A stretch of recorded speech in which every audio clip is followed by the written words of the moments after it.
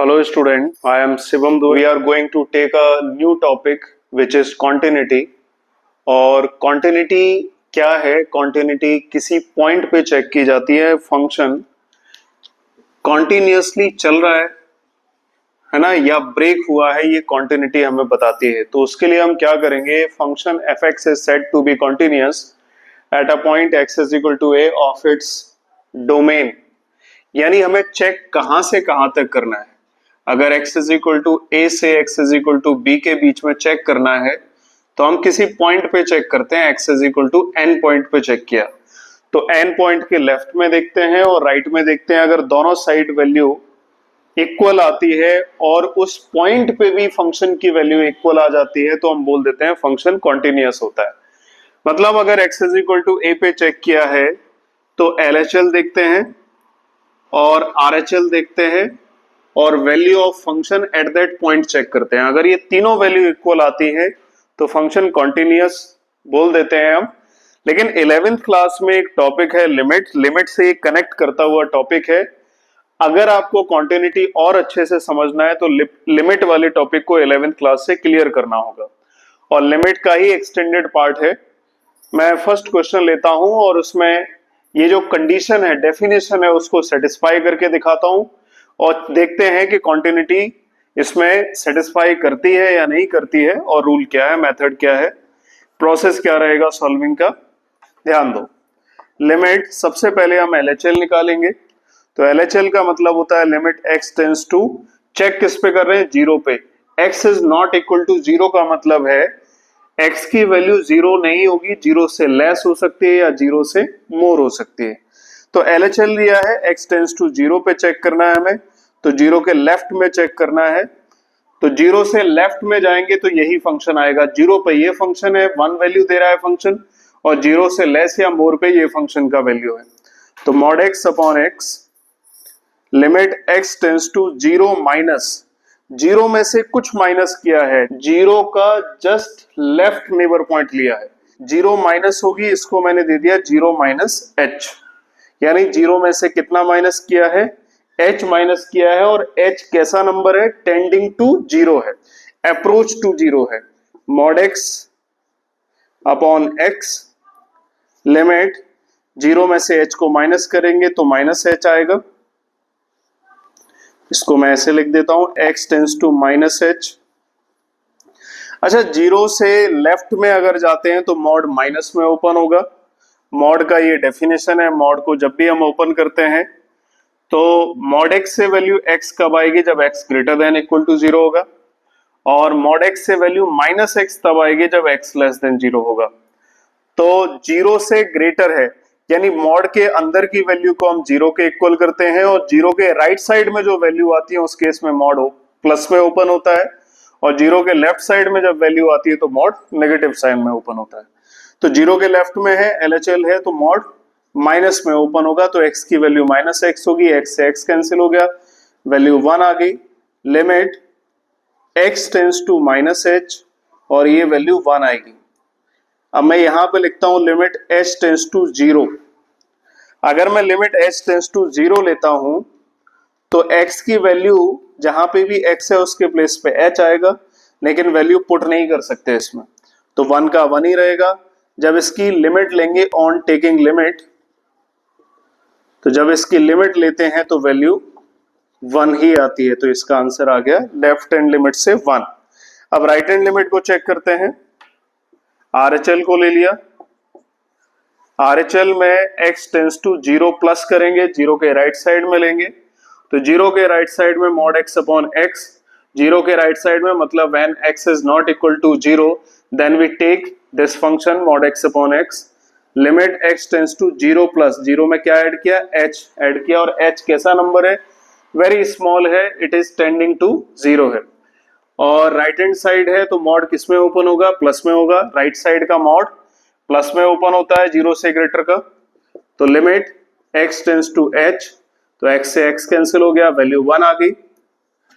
Limit h tends to zero, जहां पे भी x है उसके प्लेस पे h आएगा, तो यहां से भी वैल्यू कितनी आ रही है, 1 आ जाएगी वैल्यू। यहां से -1 आ रही थी, है ना, ऊपर -1 लिखा हुआ था, तो ये आंसर क्या देगा, -1 आंसर देगा। ठीक है, LHL is not equal to RHL because left hand limit की वैल्यू आ रही थी -1 और राइट हैंड लिमिट की वैल्यू 1 है, which is not equal to 0, so the given function is not continuous.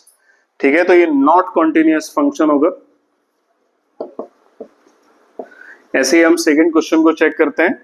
इसमें भी चेक करना है कि x इज इक्वल टू 0 पे कॉन्टिन्यूअस होगा या नहीं। तो सबसे पहले LHL लिया। इसमें लिमिट की ज्यादा क्लैरिटी नहीं आई होगी क्योंकि कांस्टेंट फंक्शन है। सेकंड वाला क्वेश्चन लेंगे, उसमें समझ में आएगा। Limit x tends to 0 minus 0 के लेफ्ट में लिया तो फंक्शन 0 से लेस या मोर के लिए फंक्शन है sin 3x अपॉन x, तो sin 3x upon x। Limit x tends to 0 minus 0 में से कितना माइनस किया, h, और h कैसा है, tending to 0, very small value है 3x upon x। Limit x की वैल्यू -h है, अब h टेंड्स टू 0, तो x की वैल्यू -h में सब्स्टिट्यूट कर दूंगा, तो जहां पे भी x आ रहा है उसके प्लेस पे -h आ जाएगा। क्योंकि h मैंने फंक्शन ले लिया है तो लिमिट भी h की होगी।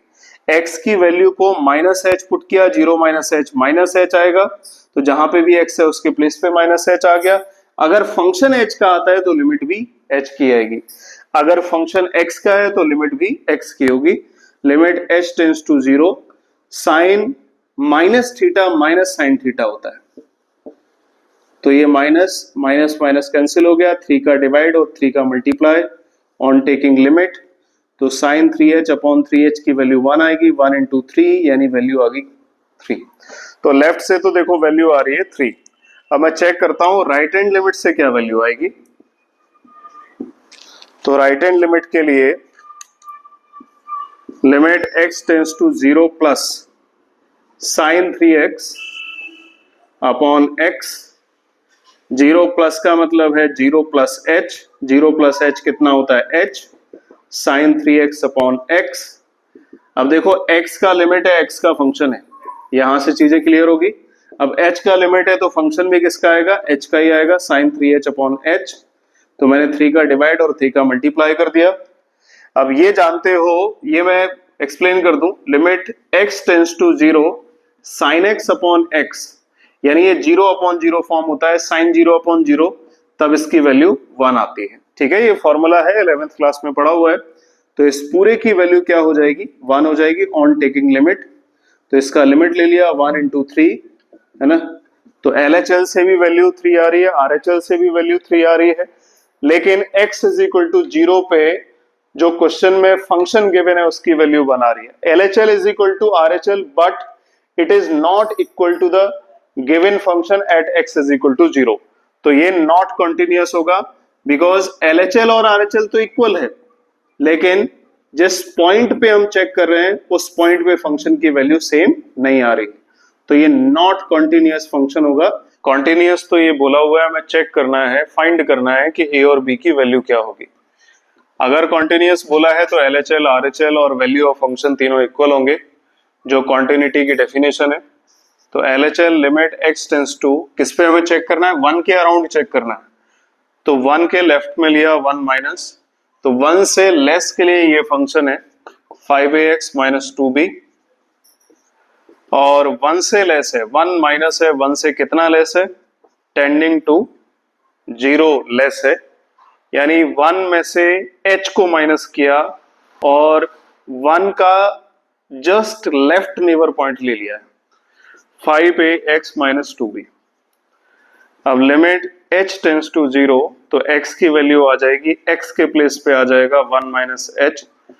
अब देखो किया क्या है इसमें, x का लिमिट है तो x का फंक्शन था, जैसे लास्ट क्वेश्चन में भी ऑब्जर्व किया था। अब h की लिमिट आ गई है तो h का फंक्शन बना दिया है, x का वैल्यू 1 माइनस h, x के प्लेस पे सब्स्टिट्यूट कर दिया है, जिससे h का फंक्शन बना और h की लिमिट आ गई।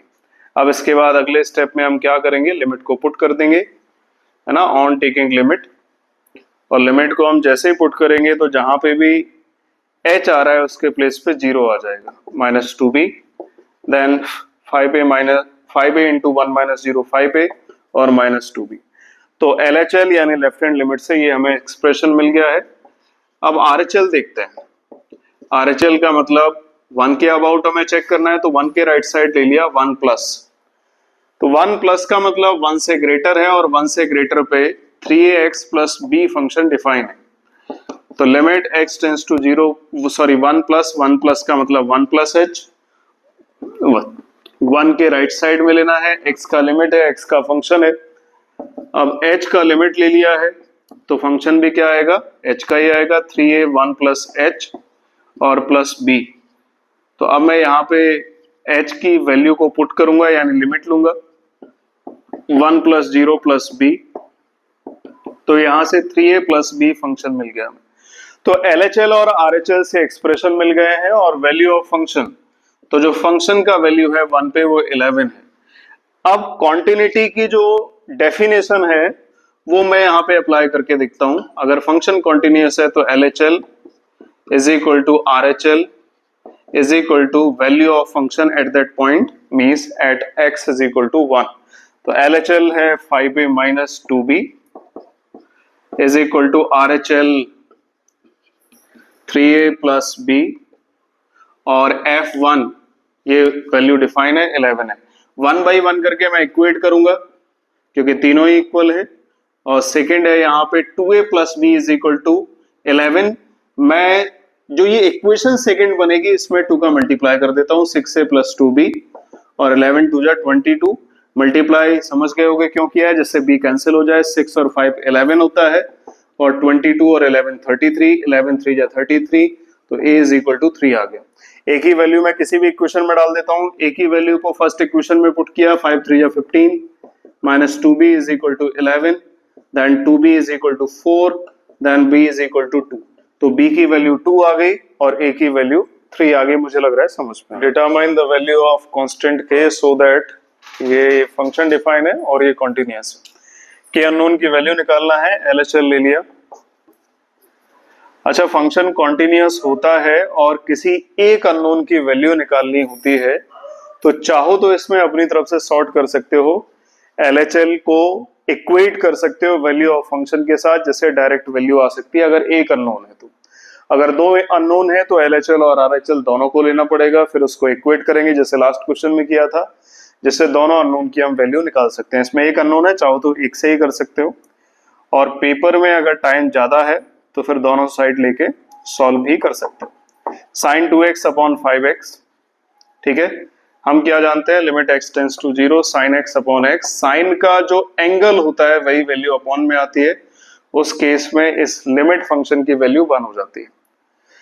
तो लिमिट x टेंस टू 0 को हम लिख सकते हैं 0 माइनस, यानी 0 माइनस h आएगा, sine 2x upon 5x, limit h tends to 0, तो साइन ये 2h आ जाएगा, माइनस साइन बाहर आ जाएगा, माइनस यहाँ पे मैंने प्लेस किया था माइनस h, x को रिप्लेस करके, तो माइनस साइन बाहर आ गया था।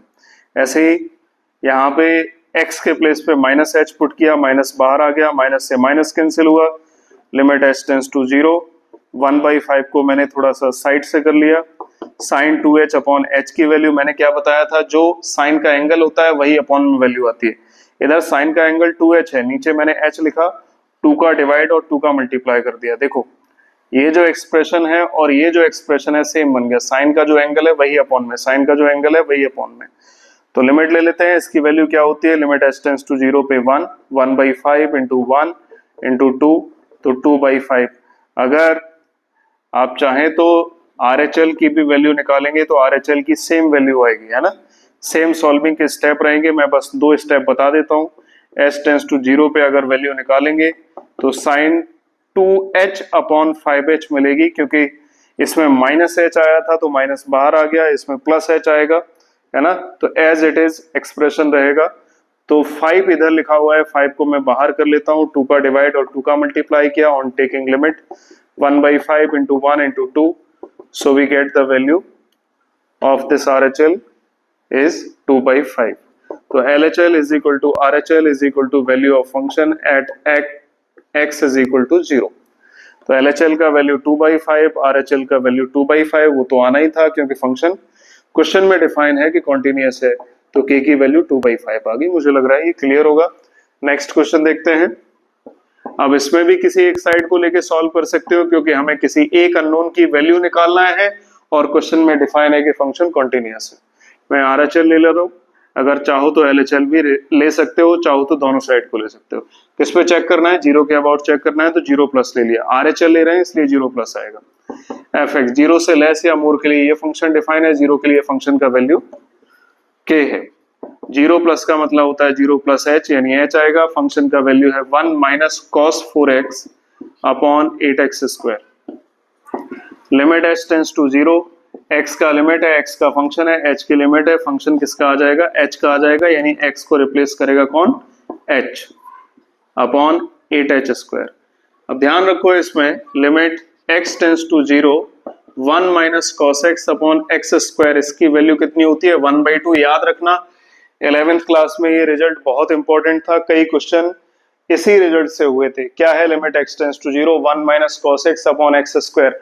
कॉस का जो एंगल होता है वही अपॉन में जाके स्क्वायर हो जाता है, मतलब कॉस के जो एंगल में वैल्यू आएगी उसी का डिनोमिनेटर में अगर स्क्वायर होता है तो उस केस में इस पूरे एक्सप्रेशन की वैल्यू 1/2 आ जाती है। वही मैं करने की कोशिश करूंगा इधर।